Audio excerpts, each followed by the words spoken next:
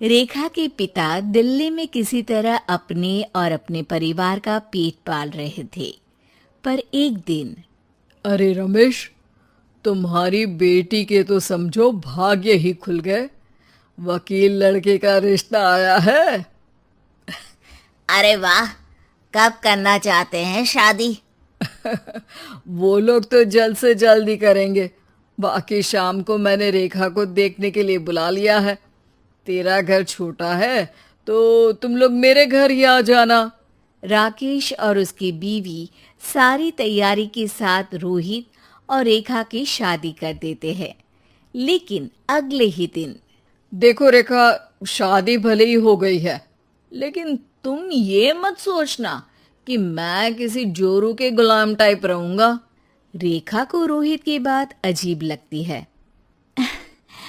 मैं ये तो सोच भी नहीं सकती और ना ही चाहती हूँ, लेकिन शादी के अगले ही दिन इस तरह की बात की उम्मीद भी नहीं थी। रोहित रेखा के मुंह से ये बात सुनकर गुस्सा हो जाता है। अरे, काफी जबान भी चला लेती हो। माँ ने सिखाया नहीं कि पति से कैसे बात करते हैं? रेखा अब चुप रहने में ही भलाई समझती है। रेखा, जल्दी से नाश्ता तैयार कर लो। आज पहला दिन है, सारे काम तुम्हें समझा दूंगी। ये नौकरानी है जो तुम्हें बता देगी कि कैसे कैसे क्या करना है। फिर इसकी कल से छुट्टी है। रेखा भी ससुराल में जी जान लगाकर काम करने लगती है। खाली समय मिलता तो पति के वकालत की किताब उठाकर पढ़ने लगती। ये क्या, जब देखो तब पढ़ती रहती है। अच्छा सुन, कल पिता के घर से 20,000 रुपये लेकर आना। मेरे छोटे बेटे की फीस भरनी है। लेकिन पापा क्यों भरेंगे उसकी फीस? अरे वाह जी वाह, पापा क्यों भरेंगे? तो ये बता, हम क्यों रखेंगे तुझे यहाँ? क्यों खाना देंगे फ्री में? अरे, क्योंकि मैं बहू हूँ इस घर की। तभी वहाँ रोहित आ जाता है। अरे वाह, बड़ी जबान चला रही हो। चुपचाप माँ जो कह रही है वैसा कर, वरना सामान उठा और जा अपनी झोपड़ी में। बेचारी रेखा क्या करती, पिता के घर जाती है, उनको सारा हाल बताती है। पिता भी जैसे तैसे पैसों का इंतजाम कर बेटी को ससुराल के लिए विदा करते हैं। देखा, अब कहाँ से आए पैसे? अरे बहुत माल है तुम लोगों के पास, बस सीधी उंगली से निकालते नहीं।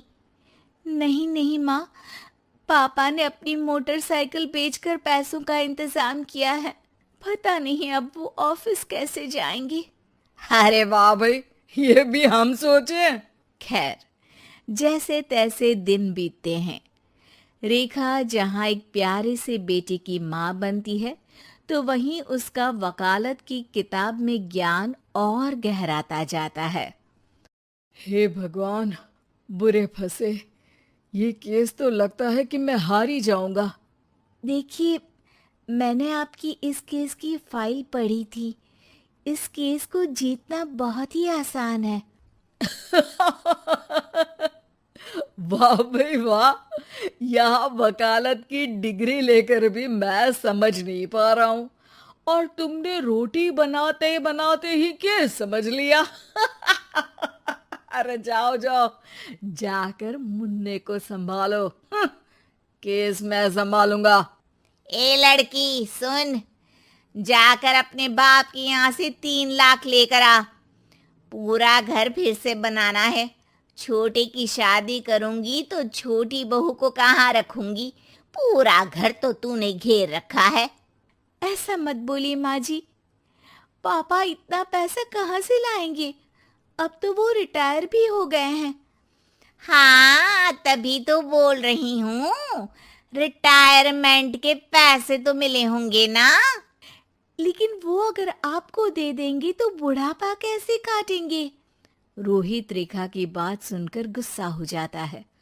ए सुन, चल अपना सामान उठा, अपना बच्चा उठा और निकल यहाँ से। रेखा के लाख आग्रह के बाद भी रोहित और उसकी सास उसे घर में नहीं रखते। पापा, मैं तलाक चाहती हूँ। बेटा, मेरे पास वकील के पैसे नहीं है। पापा, आप मुझे वकालत करवा दीजिए, अपना केस मैं खुद लड़ूंगी। इस बार रेखा के पिता भी उसे ससुराल ना भेजकर रिटायरमेंट के पैसों से वकालत करवाते हैं। और फिर एक दिन कोर्ट के बाहर, रोहित, आज तुम अपना ही केस हार गए, वो भी उस लड़की से जिसकी तुमने कभी कदर ही नहीं की। रेखा, मुझे माफ कर दो। मैं इतनी बड़ी अमाउंट कहाँ से लाऊंगा? मैं हर महीने पैसे नहीं दे सकता तुमको। पैसे वहीं से लाना जहां से तुम मेरे पापा को लाने के लिए मजबूर करते थे। एक पिता अपनी बेटी की शादी उसकी खुशहाली के लिए करता है, ना कि सारी जिंदगी कर्जदार बनने के लिए। अरे, मेरे ही बेटे की किताब पढ़ पढ़ कर ज्ञान बांट रही हो। वकालत की किताब तो ससुराल में ही पढ़ी थी ना। बिल्कुल, यहाँ मेरी गलती रही। जिस पैसे से मैंने इसकी शादी की थी, मुझे वो पैसे पहले इसकी पढ़ाई में लगाना चाहिए था। और आज रेखा एक जानी मानी वकील के रूप में काम कर रही है।